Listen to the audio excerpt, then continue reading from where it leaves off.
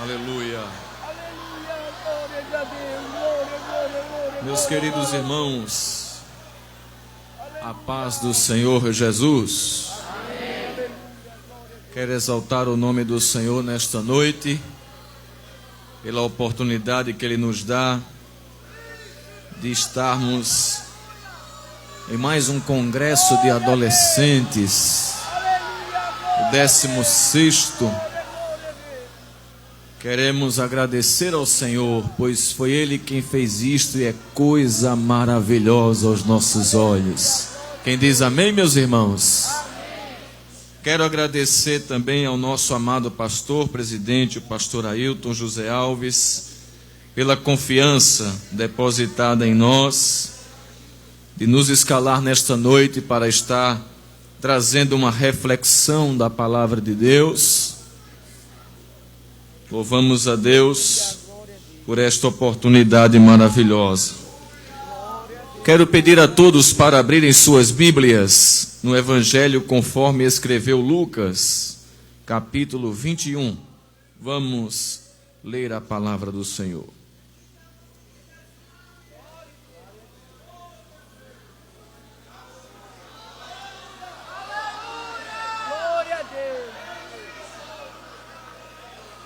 Lucas capítulo 21,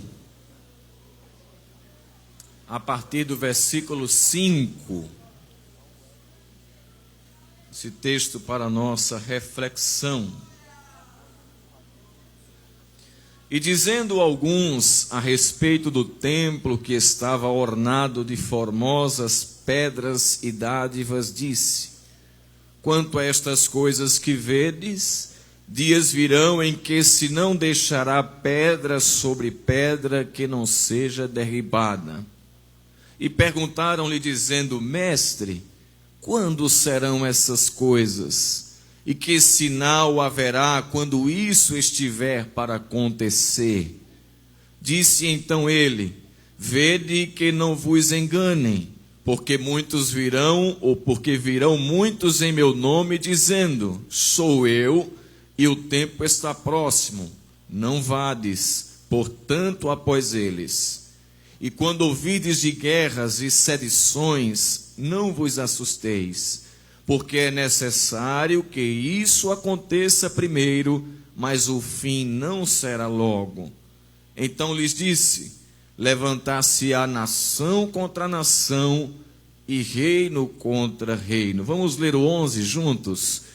E haverá em vários lugares grandes terremotos e fomes e pestilências. Haverá também coisas espantosas e grandes sinais do céu. Quantos dizem amém, queridos irmãos?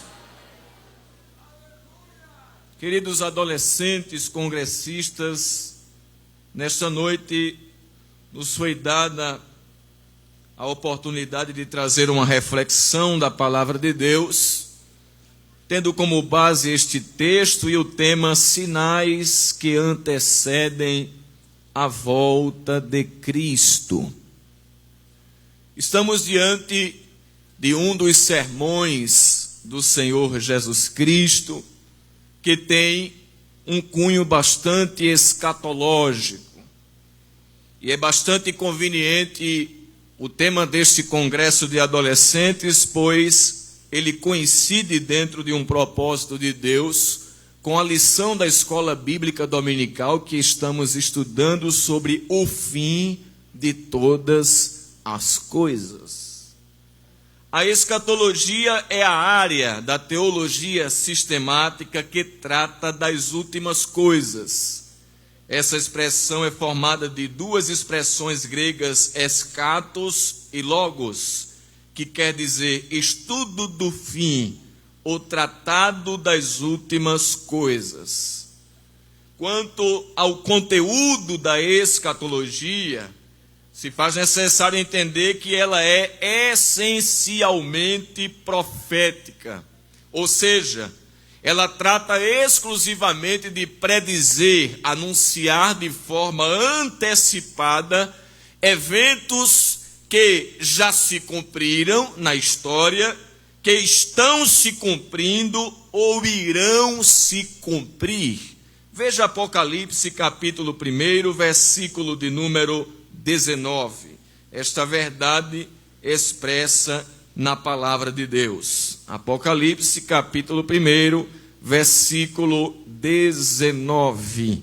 Escreve as coisas que tem visto, passado, e as coisas que são, presente, e as que em breve, ou as que depois destas coisas hão de acontecer, futuro. Para os irmãos terem uma ideia de como a profecia ocupa parte fundamental nas Escrituras, cerca de 25% da revelação divina tem natureza preditiva ou escatológica. Este fato demonstra a importância deste assunto na Bíblia Sagrada. A respeito da profecia bíblica, um grande homem de Deus que já está com o Senhor, chamado David Hunt, que trouxe uma contribuição para o Evangelho sem precedentes. Ele diz que a profecia trata-se da proclamação de Deus acerca das coisas que não poderíamos saber de outra maneira, senão por revelação. A profecia também inclui a predição de Deus, ou seja, as revelações que nos permitem saber o que vai acontecer. A Bíblia é declarada por Deus como sendo a maior prova de que somente Ele é Deus. Veja Isaías capítulo 46, versículo de número 9 e versículo de número 10. Esta verdade expressa na palavra de Deus. Isaías 46, 9 e 10. Lembrai-vos das coisas passadas, desde a antiguidade, que eu sou Deus, e não há outro Deus, não há outro semelhante a mim, que anuncio o fim desde o princípio, e desde a antiguidade as coisas que ainda não aconteceram, que digo, o meu conselho será firme e farei toda a minha vontade. Quem diz amém? Então a habilidade de Deus é expressa na profecia como que ele tem o conhecimento prévio de todas as coisas. É inútil no fim do ano e início de um outro recorrer aos búzios, recorrer ao tarô, consultar os mortos e bater na porta daqueles que dizem ter um conhecimento estão por vir. A igreja não perde tempo com essas coisas, porque esta igreja tem nas mãos o livro da revelação de Deus, que fala do futuro, não como hipótese, mas como algo concreto que vai acontecer como prova do conhecimento antecipado de Deus. Quem diz amém? Mas o que tem Jesus com a escatologia? O sermão de Jesus em Mateus 24, no Monte das Oliveiras, é essencialmente escatológico. Ele foi proferido como resposta a 3 questionamentos dos discípulos em Mateus 24 e 3. Quando eles dizem, dize-nos quando serão estas coisas, primeira pergunta. E que sinal haverá da tua vinda, segunda pergunta. E do fim do mundo, terceira pergunta. O mestre então menciona uma série de sinais que ocorreriam no mundo antes da sua vinda, tais como falsos cristos, falsos profetas, fome, epidemias, terremotos, multiplicação da iniquidade e esfriamento do amor, além de outros. Jesus, seguindo a mesma linha dos profetas do Antigo Testamento, anuncia previamente as coisas que estão para acontecer. Todos nós sabemos que 3 classes de pessoas no Antigo Testamento, quando eram chamadas para o ofício de sacerdote, de profeta ou de rei, eles recebiam a unção do Espírito Santo como um sinal externo de uma capacitação espiritual. Jesus é chamado de o Cristo, que é um título que quer dizer um ungido, porque diferente dos profetas, sacerdotes e reis do Antigo Testamento, ele tem as 3 unções nele só. Ele tanto é rei, como sacerdote, como profeta. E a Bíblia nos mostra Jesus como profeta. Deuteronômio capítulo 18, versículo 18, Moisés profetiza que no tempo certo Deus levantaria outro profeta semelhante a ele, e a este todos deveriam ouvir. Em Atos 3:22, o apóstolo Pedro diz que este profeta de quem Moisés está falando é o Senhor Jesus Cristo. Jesus teve o reconhecimento público de seu ministério profético. Em Mateus 16:14, vemos claramente esta expressão, quando ele diz aos seus discípulos: que dizem os homens ser o Filho do Homem? E eles respondem: uns dizem que tu és Elias, outros dizem que tu és Jeremias ou alguns dos profetas.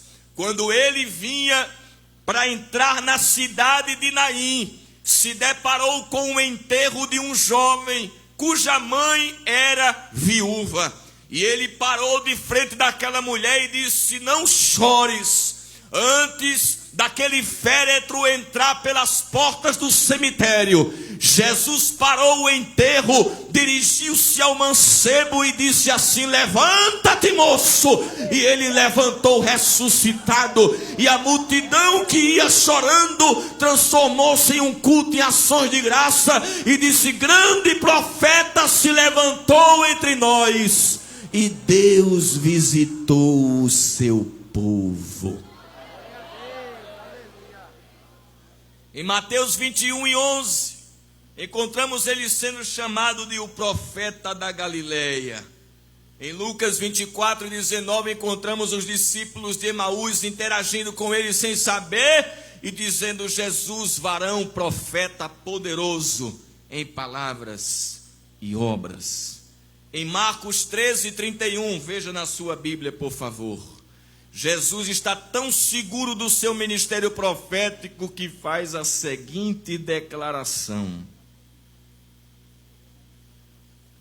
passará o céu e a terra, mas as minhas palavras não passarão. Diga amém.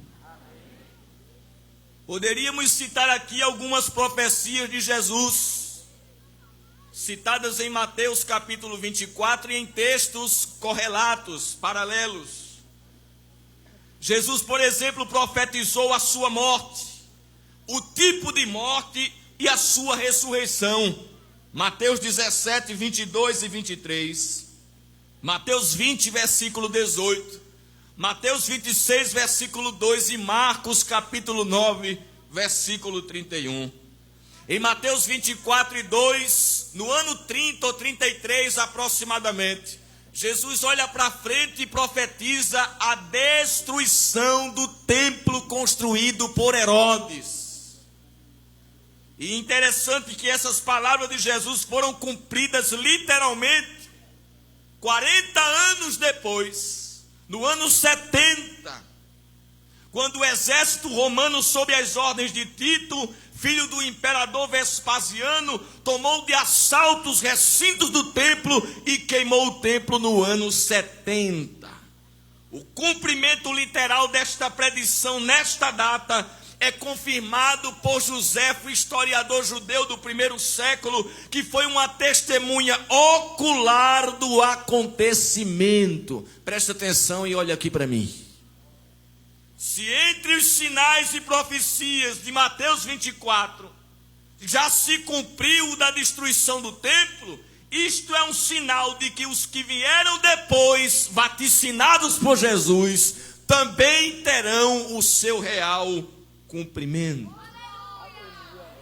Mas o que é sinal? A expressão no grego é semeion, que quer dizer marca, prova, indicação ou indício. Usado para uma marca como o ferro marca o boi. Usado para operações de maravilhas, Deus opera sinais. Mas também sinal quer dizer aviso ou advertência. Diga comigo, aviso ou advertência. Aviso ou advertência. Quando ele está enviando sinais, ele está avisando, ele está dando advertências. E quando falamos de sinais, é preciso dizer que existem sinais dos tempos, que são o conjunto de acontecimentos previamente anunciados por Deus e registrado antecipadamente nas Escrituras Sagradas, com o objetivo de alertar os homens com respeito à proximidade da vinda de Cristo. Jesus não só fala dos sinais, como ele diz as áreas em que os sinais iriam acontecer. Ele diz que aconteceria na vida religiosa, política e social da humanidade, bem como no âmbito dos fenômenos naturais. Hoje vemos esses sinais no mundo, o que indica que o fim está próximo. Eu sei que na faculdade, ou na escola, ou no trabalho, ou em qualquer lugar, todos nós somos ridicularizados quanto a estas previsões, porque dizem os ateus, agnósticos e aqueles que não creem na Bíblia, que não precisava Jesus dizer que haveriam terremotos, que sempre houve durante a história. É porque eles não entendem o que Jesus está querendo dizer. Ele não está anunciando um acontecimento novo. Ele apenas está dizendo que o que já acontecia, aconteceria com mais intensidade quando estivesse próximo da sua vinda. É essa a diferença. Por exemplo, podemos destacar os sinais sociais. A Bíblia nos aponta sinais sociais que antecederiam o retorno de Cristo. Veja Lucas capítulo 21, por favor, versículo de número 11.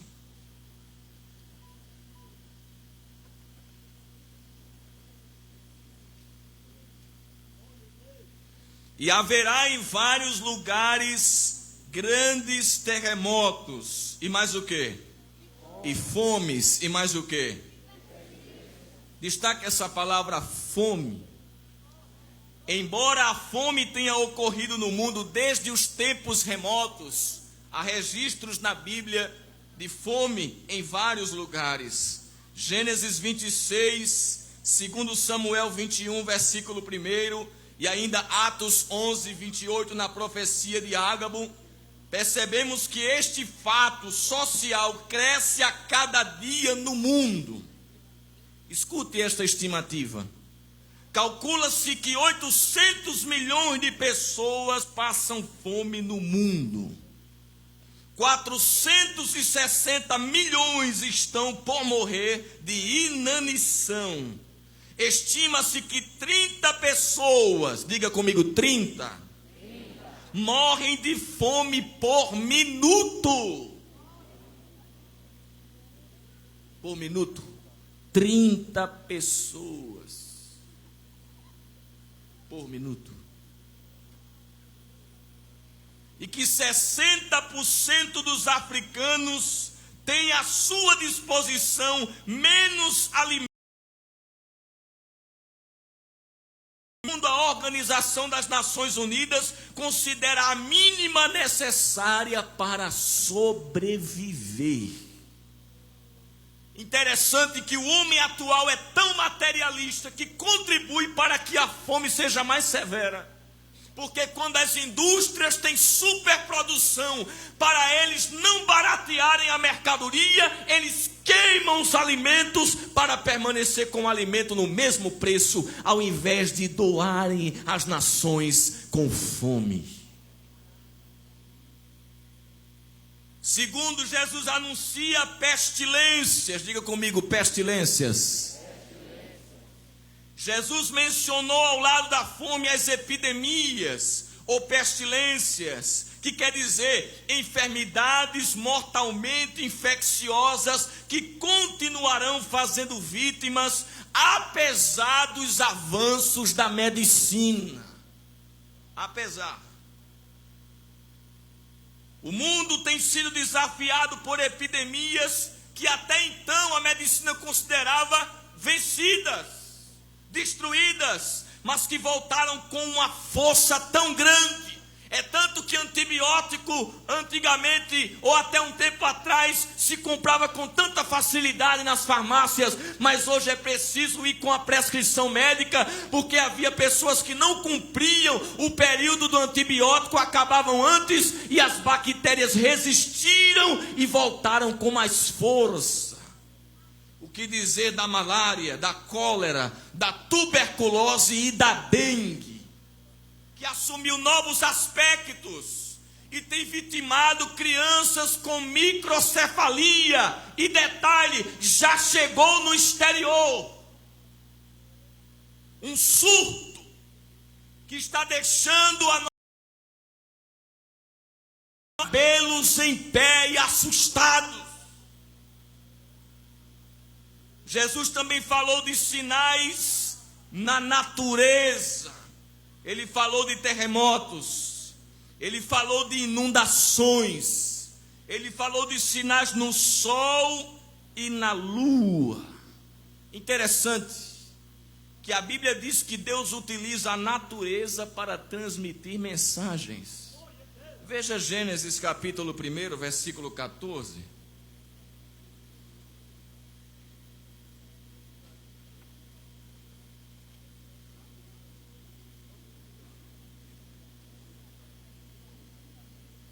E disse Deus: haja luminares na expansão dos céus para haver separação entre o dia e a noite.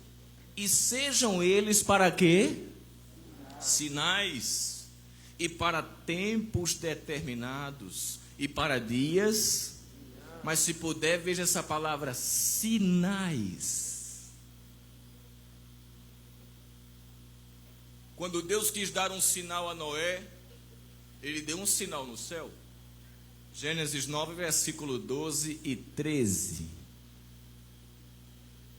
Em Lucas 21 e 11, Jesus fala de sinais na natureza. Em Joel 2 e 29, veja a expressão aí da palavra de Deus. Joel, logo depois de Oséias. Adolescente é bom de Bíblia. Joel 2 e 29 e 30. Vamos ler o 30. E mostrarei prodígios no céu e na terra, sangue e fogo e colunas de... O sol se converterá em... e a lua em... Olha o detalhe, antes que venha o grande e terrível dia do... que é a grande tribulação. É antes dela que eu vou mostrar. Aleluia, aleluia, glória a Deus.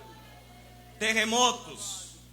O profeta Isaías fala de um tempo em que a terra seria quebrantada, ferida, ofendida e totalmente abalada. Veja Isaías 24, versículo 19 e 20.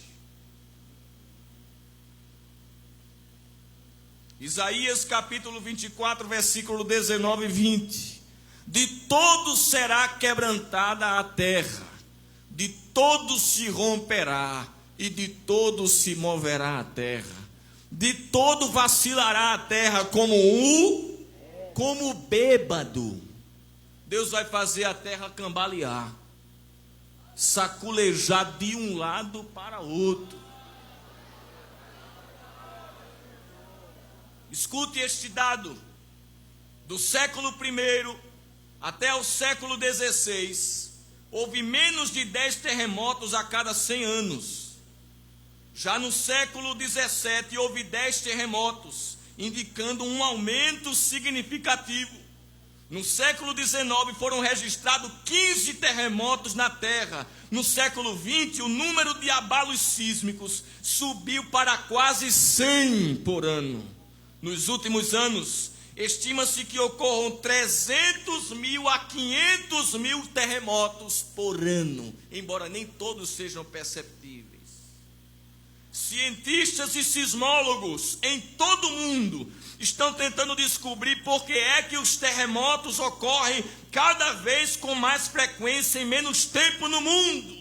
Sabe o que é isso? A natureza está clamando. Ela está se revoltando com a própria humanidade, que mesmo em tantas desolações, rejeitam o seu Criador. Veja Romanos 8:22, o que é que Paulo diz? Até a terra reclama. 8:22. Porque sabemos que toda a criação e está juntamente com dores de até agora. Olha a terra reclamando. A terra está reclamando porque os seus habitantes deram as costas ao Criador. Inundações, não vou ler. Sinais no sol. Joel 2:31, ele diz que o sol se converterá em trevas. Ele está falando de um eclipse solar. Um fenômeno que ocorre quando a lua se interpõe entre a terra e o sol, ocultando totalmente ou parcialmente a sua luz, numa estreita faixa terrestre. Por exemplo, em Êxodo capítulo 10, versículo 22 e 23, encontramos uma das pragas do Egito, que foi um eclipse lunar ou solar de 3 dias. Faraó nem do canto levantou. Eram trevas que, diz o texto, dava para se apalpar.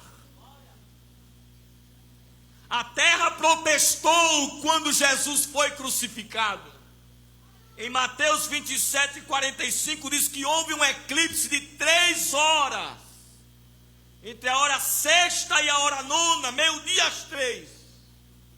O céu ocultou-se ao ver a criatura matando o Filho de Deus. Deus dá esse sinal.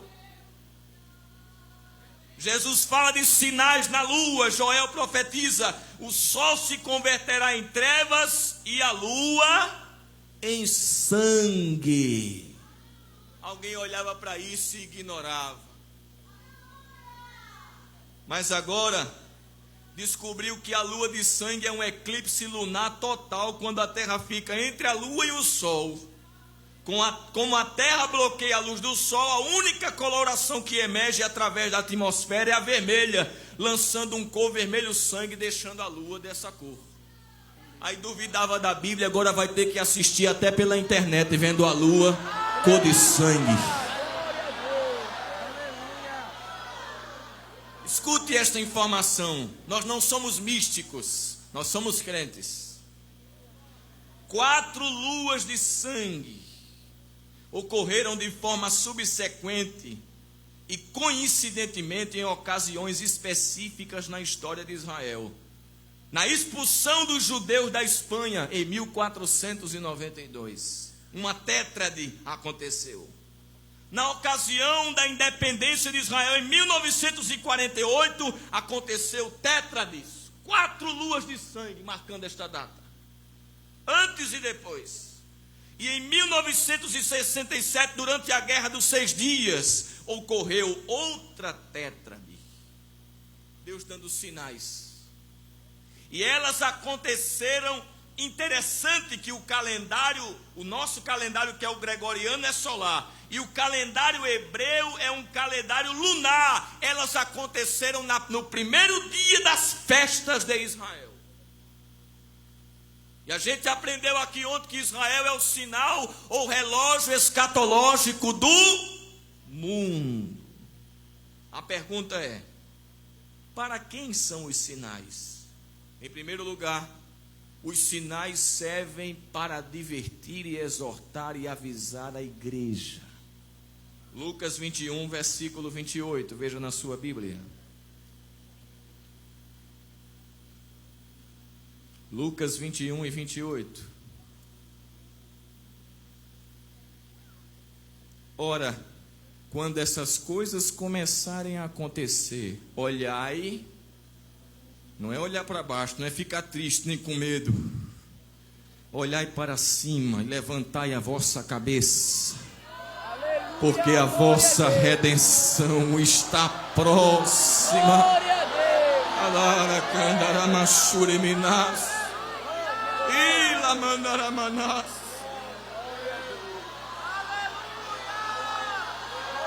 O crente salvo não tem medo disso. Quando qualquer outra mídia anuncia estes sinais, o crente levanta a mão para o céu e diz: Maranata, ora vem Senhor Jesus.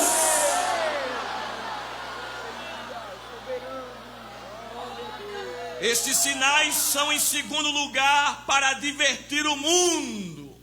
Mateus 16, versículo de 1 a 3.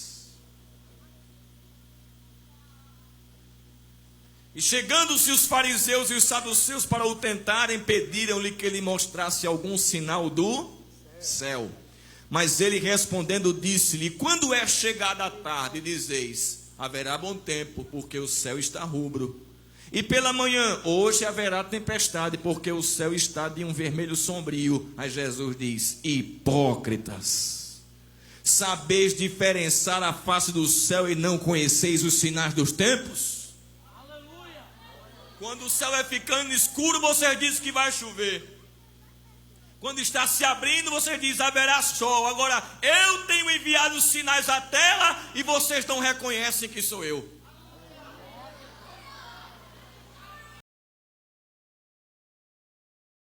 Os sinais são para os desapercebidos. Interessante. Por que é que eu disse que em primeiro lugar são para a igreja, em segundo lugar para o mundo, e em terceiro lugar para os desapercebidos? Alguém inteligentemente pode dizer: os desapercebidos são os do mundo, mas tem desapercebido na igreja.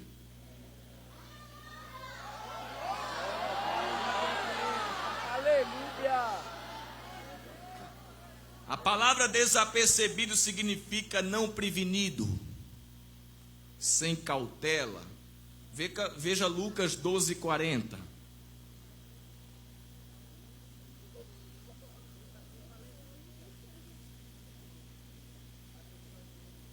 Portanto, estáis vós também apercebidos, porque virá o Filho do Homem a hora que não imaginais. A hora que a gente nem imaginar é a hora que ele vai chegar.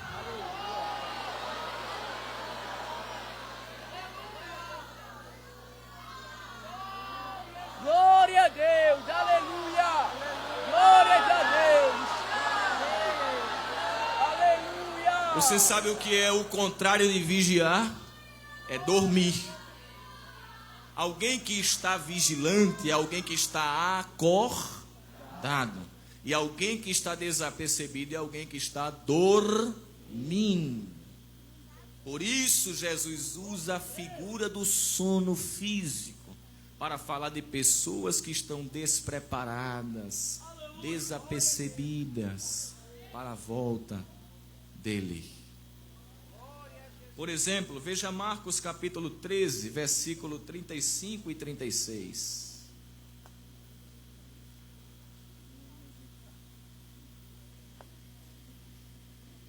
Olha o que é que Jesus diz: vigiai, pois porque não sabeis quando virá o Senhor da casa, se à tarde, se à meia-noite, se ao cantar do galo e se pela manhã, para que vindo de improviso não vos ache.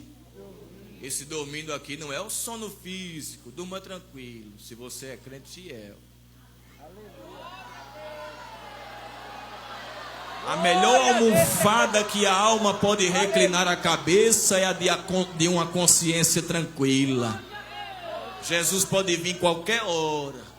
Estou pronto. Agora, se está desapercebido, abra o olho. Paulo segue esta mesma linha. Veja 1 Tessalonicenses 5 e 6. Ele fala sobre o sono, 1 Tessalonicenses 5 e 6.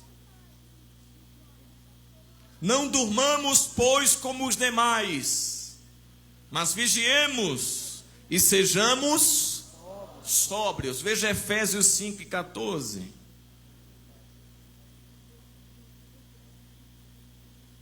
Pelo que diz: desperta, ó tu que dormes, e levanta-te dentre os mortos, e Cristo te esclarecerá. Todos estes textos nos falam de sono, estado de invigilância.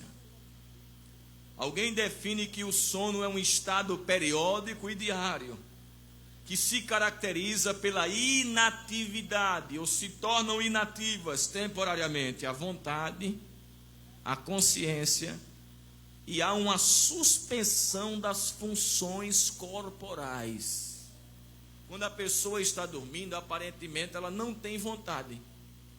Ela está ali com a sua vontade inativa. Segundo, ela também está com a sua consciência inativa. Ela está dormindo. E temporariamente se suspende os 5 sentidos. Temporariamente.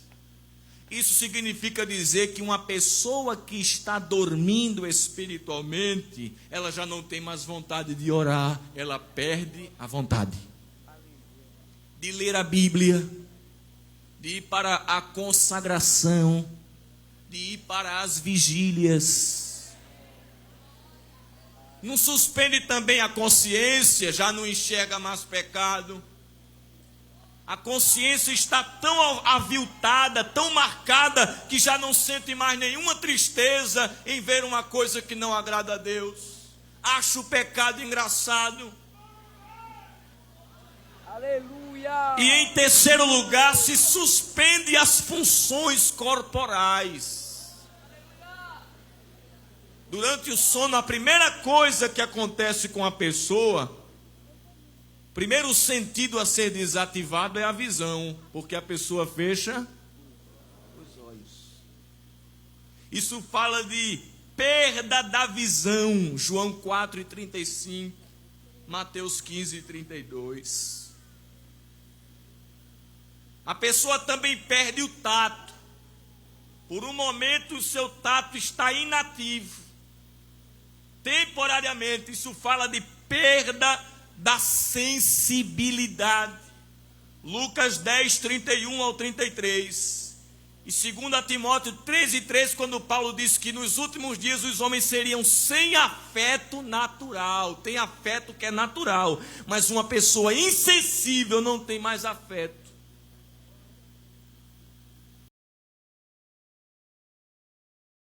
O sentido, Deus é muito inteligente. O último sentido a ser desativado é a audição. É possível que uma pessoa esteja em uma situação bastante degradante, fisicamente doente, não enxergue, não fale, mas ainda ouça. Deus deixou a audição por último, de propósito, para que ainda haja condições da pessoa ouvir a sua voz. Veja Deuteronômio capítulo 30, versículo 17.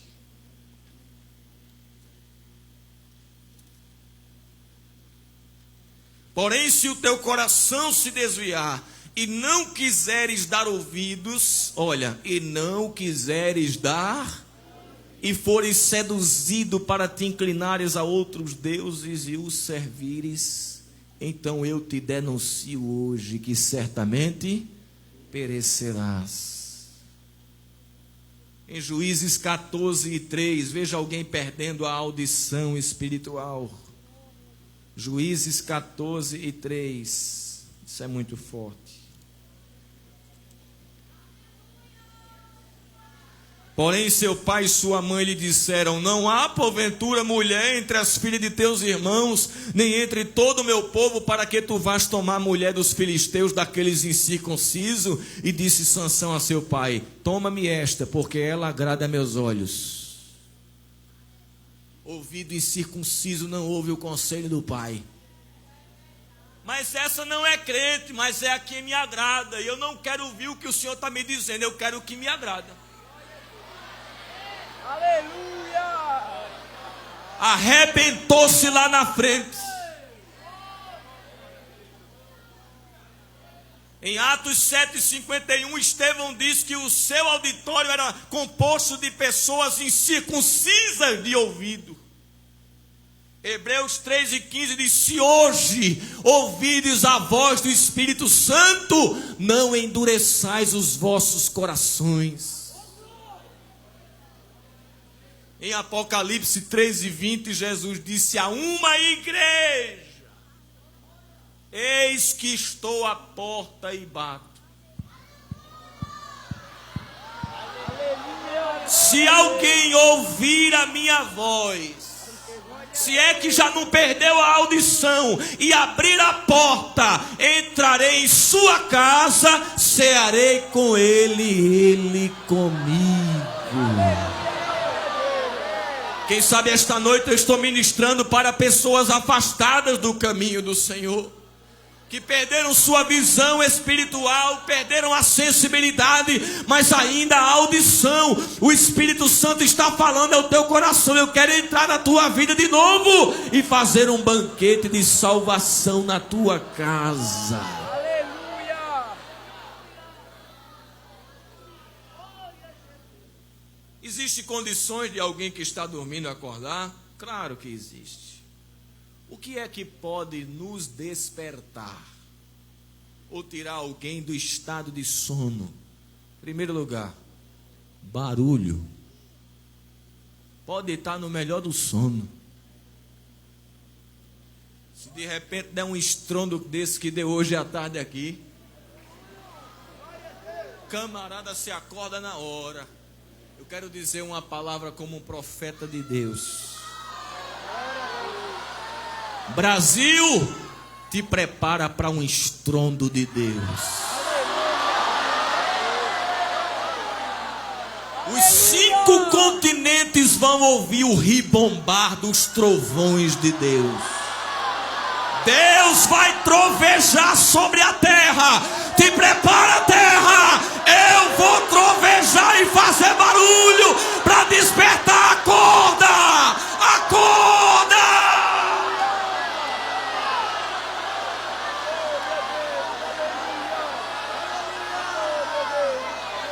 E mandou aí Aramá. Tarikia soinehai. Aribiki vai oitai mituri miubenahai.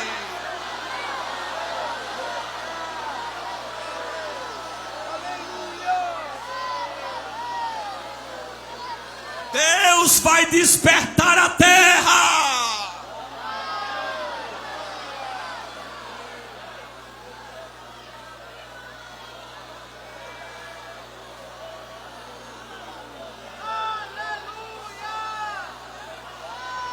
Aleluia! Glória a Deus! Aleluia! Ei, vassouriando,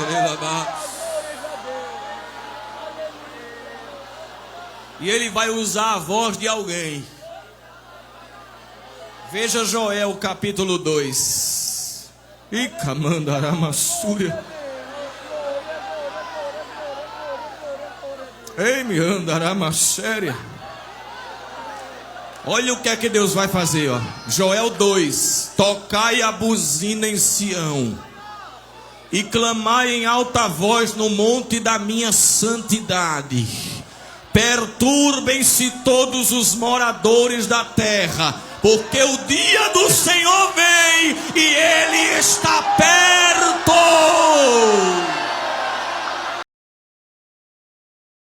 Deus me disse hoje à tarde: eu vou levantar profetas para perturbar a terra. Vai ter profeta na televisão, profeta na rádio, profeta no comércio, profeta na faculdade, profeta no comércio, profeta no meio da feira. Vai ter profeta dentro do metrô.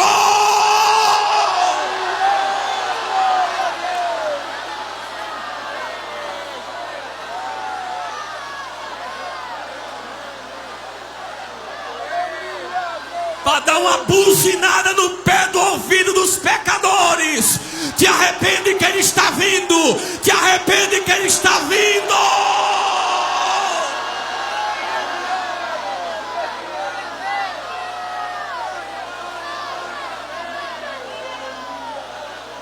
Será que Ele pode contar contigo?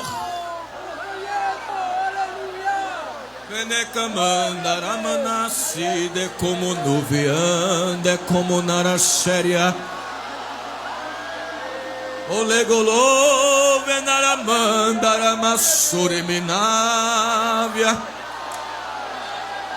Eu começo a soprar o vento do meu espírito neste lugar. Olha só o que eu estou fazendo. A partir de agora eu vou tomar o ambiente. Recebe a minha glória.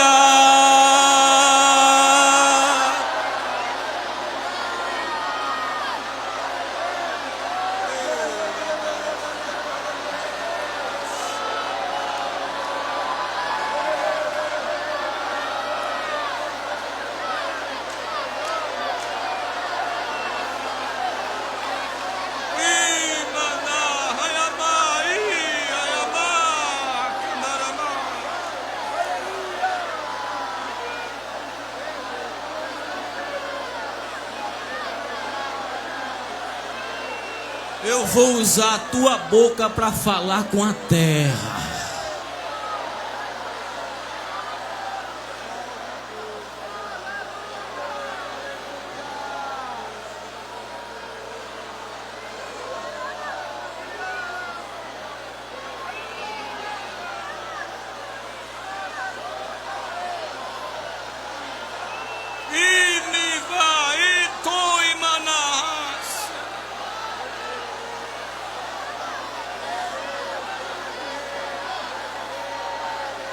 Será que Jesus batiza aí sentado com o Espírito Santo? Será que Ele batiza? Será que Ele batiza?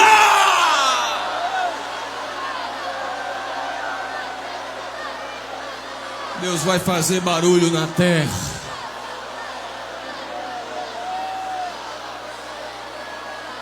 Deus pode usar também alguém ou algo para despertar. A gente não tem um hábito de que quando quer acordar num determinado horário, a gente não bota um alarme, né? No celular, despertador, né? Deus tem despertadores.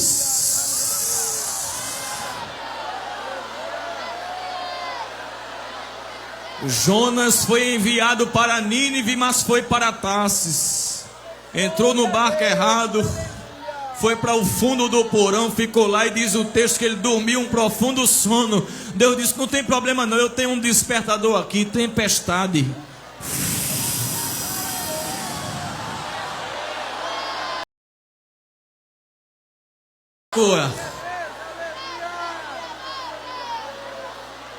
Deus estava dizendo: eu quero é Ele. Está correndo da chamada, mas eu vou, nem que eu parta o barco no meio. Eu quero aquele profeta para falar com Nínive.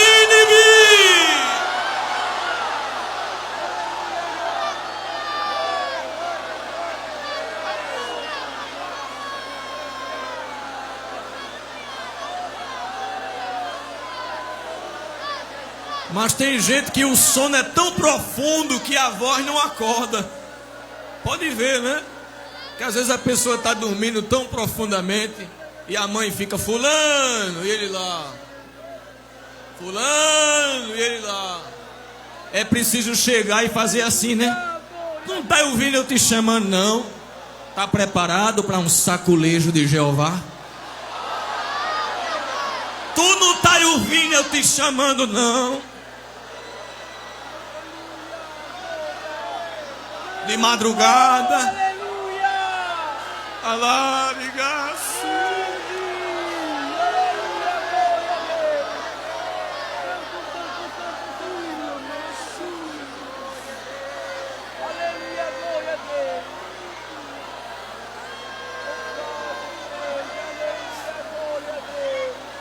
Outra coisa que acorda quando a pessoa está dormindo é luz. Eu não sei você, mas eu gosto de dormir no escuro. Não é verdade? A luz incomoda, acorda, né? Isso significa dizer que a pessoa que está dormindo espiritualmente está em trevas. Aí Deus envia a luz para acordar.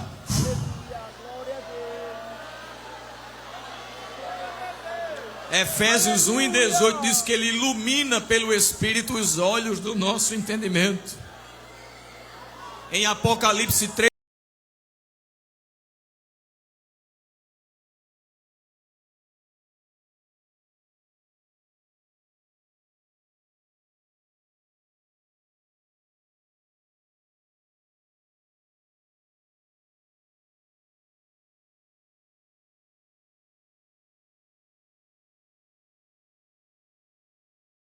acorda no meio da noite.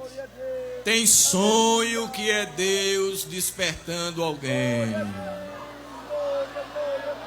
Aí de foi um pesadelo, sonhei a igreja subindo e eu ficando. Foi pesadelo não, viu?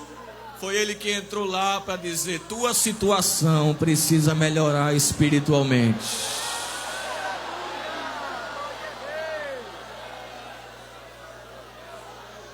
Em Daniel capítulo de número 4, versículo 5, Deus deu um sonho a Nabucodonosor que ele ficou perturbado.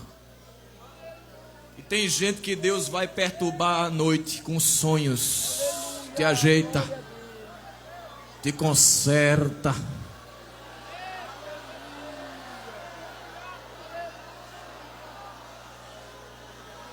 Aleluia. Eu vou encerrar dizendo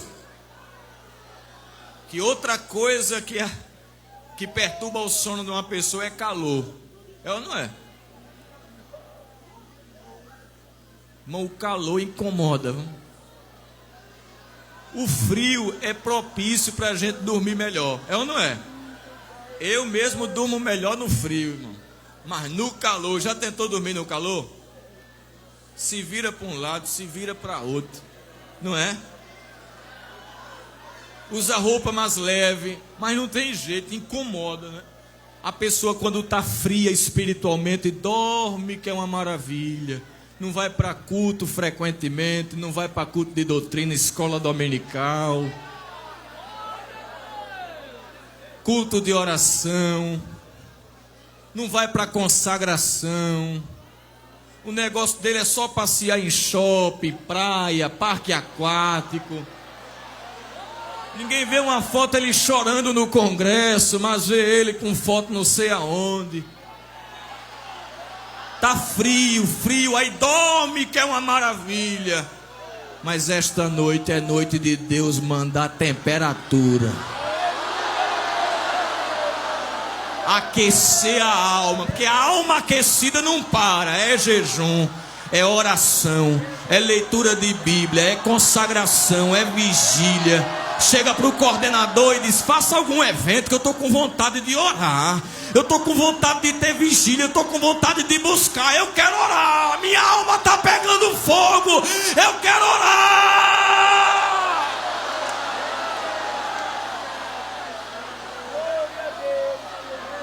Porque o calor deixa inquieto.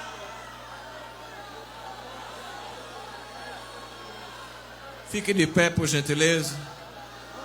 Pastor Ailton Júnior, vice-presidente, nos autoriza a fazer uma oração.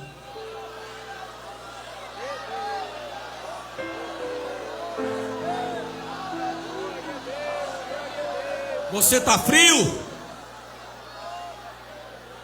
Esta é a noite de Deus elevar a temperatura para você não dormir. 1 Tessalonicenses 5,19, Paulo diz assim: não apagueis o espírito. Adolescentes, Deus quer incendiar a nossa alma. E calabachúria. Você que não é batizado com o Espírito Santo, que quer receber fogo do alto na sua vida, pastor convida você à frente aqui, em nome de Jesus. Quem sabe é esta noite que você vai sair daqui falando línguas espirituais. E você que já é, Ele vai te renovar com variedade, cânticos espirituais. Eu estou vendo uma ministração aqui de línguas repartidas como que de fogo, pousando. Emanúvia, Soriminarachera, Mandaragá. Estás preparado para Deus incendiar a tua alma? Satanás te viu frio e apostou na tua queda. Mas Deus disse assim: eu vou tocar fogo na alma dele. Eu vou tocar fogo na alma dele.